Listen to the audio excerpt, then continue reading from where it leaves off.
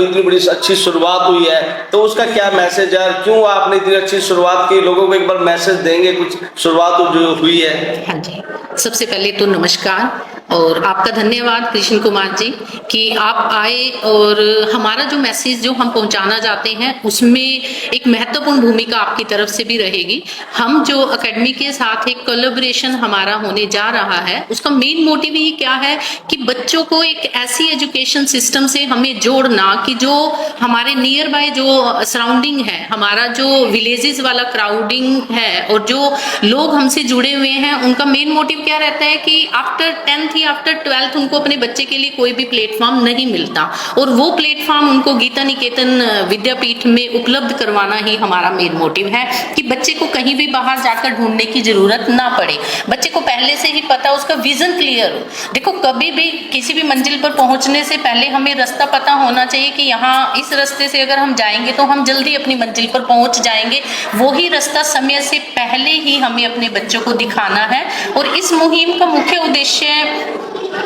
केवल बच्चों का विकास नहीं करना। मुझे ये लगता है कि एजुकेशन का जो सबसे इम्पोर्टेंट पार्ट है वो पेरेंट्स हैं, तो पेरेंट्स की काउंसलिंग, एक stress free management system develop करना है हमने बच्चों के लिए, क्योंकि आज का जो बच्चा है वो कहीं ना कहीं जो ये वातावरण बनता जा रहा है, जैसा कि मैडम ने भी बताया है कि डमी स्टूडेंट्स वाला इन्वायरमेंट है। हम ये चाहते हैं कि बच्चा देखो 8 से 2 की अपनी स्कूलिंग भी करे, क्योंकि जो एक स्कूल का इन्वायरमेंट होता है वो किसी भी बच्चे की होलिस्टिक डेवलपमेंट के लिए इंपॉर्टेंट रोल प्ले करता है और वो सभी पैटर्न, जो सभी प्लेटफॉर्म है वो हम गीता निकेतन विद्यापीठ में सभी बच्चों को देना चाहते हैं। तो मैम, गीता निकेतन विद्यापीठ जल्दी बड़ी तरक्कियां कर रहा है और जैसे चेयरमैन साहब ने जिम्मेदारी ली है, कई सालों से देखा जा रहा है तो नंबर 1 स्कूल बनता जा रहा है। सर, ये आपकी शुभकामनाओं का ही असर है और मैं कहती हूँ हमारे जो प्रबंधक हैं रकम सिंह राणा जी, उनका विजन भी क्लियर है। जब से उन्होंने स्कूल में एंट्री की थी उनका मेन विजन क्या था कि मैम, मैं देखता हूँ उन्होंने खुद अपनी बेटी की जब पढ़ाई की तो वो दिल्ली जाती थी, दिल्ली उसकी क्लास लगाने और सर को गाड़ी से उसको ट्रैवल कराना पड़ता था। देखो आज का जो इन्वायरमेंट है वहाँ कहीं ना कहीं आफ्टर 12th क्लास, देखो 12वीं के बाद बच्चा एक मेच्योरिटी लेवल पर आ जाता है, बट 10वीं क्लास के बाद जब हम बच्चे को बाहर निकालते हैं तो कहीं ना कहीं उसकी लाइफ में ना एक डिस्टर्बेंस आ जाता है और फिर बाहर जाकर बच्चे की काउंसलिंग कौन करता है? माँ बाप से बच्चा अलग हो जाता है और वो स्ट्रेस जो होता है, चाहे वो ट्रांसपोर्टेशन रिलेटेड स्ट्रेस हो, चाहे वो उस इन्वायरमेंट में उसका मिक्सअप होने का स्ट्रेस हो, वो बच्चे के ऊपर हैवी हो जाता है। और सर का विजन था कि मैं अपने स्कूल में अपने नियर बाय, क्योंकि देखो उनका मेन मकसद रहा, जब सर सरपंच भी रहे तो जिस तरह से उन्होंने अपने गांव का विकास किया, तो वो कहते हैं कि एक एजुकेशन देकर मैं अपने आसपास की, देखो मेरा मानना है कृष्ण जी कि अगर आप किसी की मदद करना चाहते हो तो उसको शिक्षा से जोड़ दिया जाए।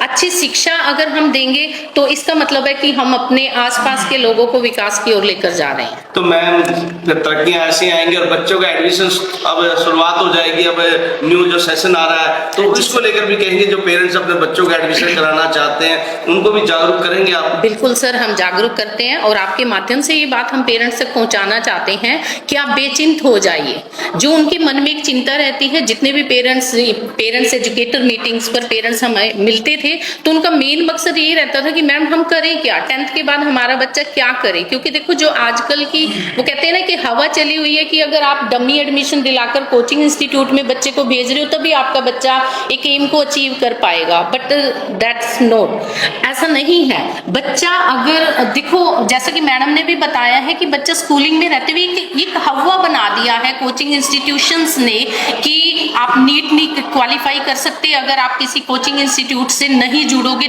Through dummy admission. जब बच्चा स्कूल में रहता है, एक तो बच्चा जब स्कूल में रहता है तो उसकी एक डिस्कशन चलती है, चाहे वो डिस्कशन उसके पेरेंट्स से हो, चाहे वो डिस्कशन उसके टीचर से हो, एक कनेक्टिविटी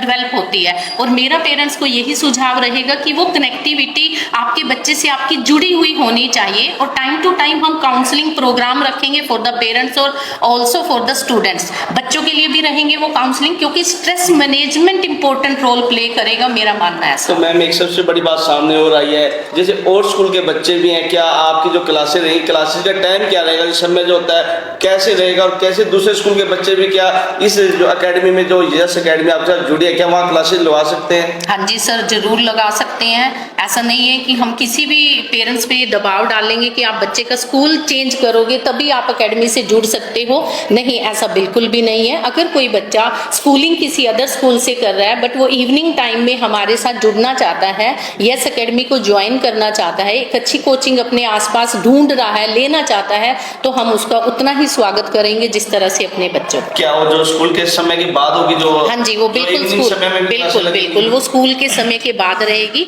और वो समय भी ऐसा किया जाएगा कि जिससे माता पिता को भी किसी तरह का चिंता ना रहे कि मेरा बच्चा किस टाइम जा रहा है, किस टाइम आ रहा है। अगर माँ बाप इस बात के लिए हमारा सहयोग करेंगे तो यातायात संबंधित सुविधाएं भी उनको प्रदान की जाएंगी। तो मैं आप सभी से कहेंगे एक बार विजिट करें और आप सबसे जानकारी हासिल करें। सर, आपके माध्यम से हम ये सभी पेरेंट्स को संदेश देना चाहते हैं कि हम तो उम्मीद करते हैं कि आप आइए, एक विजिट कीजिए और ज़्यादा से ज़्यादा इसके लिए जानकारी प्राप्त कीजिए। क्योंकि देखो आज के टाइम में, और जैसा मैडम ने बताया भी है कि आने वाले टाइम में तो हम 8th क्लास से ही एक फाउंडेशन क्लासेस स्टार्ट करना जा रहे हो कि जिस भवन की नींव पक्की होती है तो वो बिल्डिंग ज़्यादा समय तक चलती है और ज़्यादा समय तक वो टिकी रहती है। इसी तरह से हमने भी अपने बच्चों की एक स्ट्रॉन्ग नींव बनानी है कि जब वो नींव 7th क्लास से अगर बच्चे को इस फाउंडेशन कोर्सेज में हम डाल देंगे तो बच्चे पे मेंटली स्ट्रेस रहेगा ही नहीं कि कैसे मैं नीट, जेईई, एनडीए। और सर एनडीए के लिए एक चीज हो रहा है कि मैं मानती हूँ हम एनसीसी भी लेकर आ रहे हैं सर अपकमिंग सेशन अप्रैल से। क्योंकि देखो एनसीसी जब स्कूल में आती है तो एक डिसिप्लिन का जो ओरा है वो अपने आप ऑटोमेटिकली क्रिएट हो जाता है और जो एसएसबी के इंटरव्यू के लिए बच्चे की जो आधी जर्नी होती है वो उसके माध्यम से पूरी हो जाती है।